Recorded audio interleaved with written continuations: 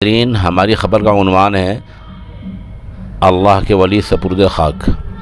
خبر تفصیل سے سن لیں۔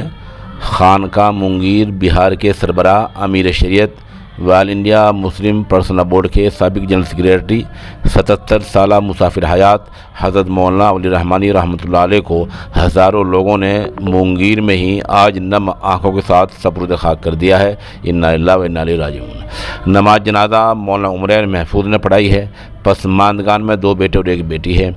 ادھر مونگیر سے ہی سوشل نیوز کو امارت شریعہ بنگال کے امیر مفتی سعید اسد بتا رہے ہیں کہ تا حد نگاہ لوگوں کا ہجوم رہا ہے۔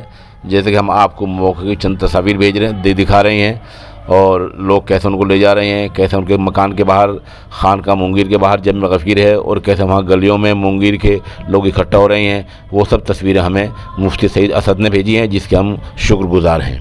ظاہر سی بات ہے کہ بڑی تعداد میں علماء و عوام نے شرکت کی ہوگی۔ سوشل نیوز کو بر وقت بہت سے شرکاء کے نام معلوم نہیں ہو پائے ہیں۔ جن اہل علم نے تعزیت مسنونہ پیش کی ہے، ان میں سے چند نام پیش خدمت ہیں۔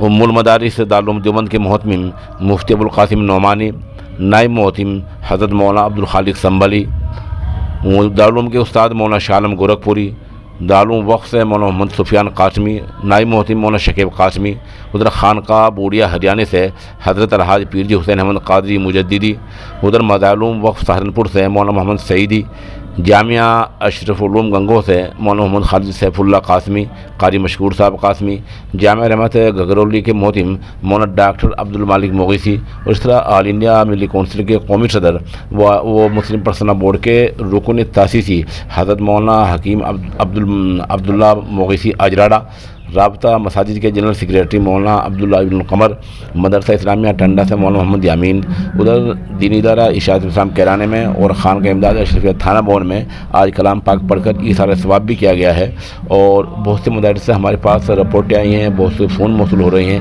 یہ چند نام ہم آپ کو پیش کر رہے ہیں۔ ان کی زندگی کے بارے میں رات ہم نے ایک بلیٹن جاری کیا تھا، اس کے علاوہ کچھ اور اگر ہمیں ملتا ہے تو انشاءاللہ ہم اگلا ایک بلیٹن اگلے 24 گھنٹوں میں پھر جاری کریں گے۔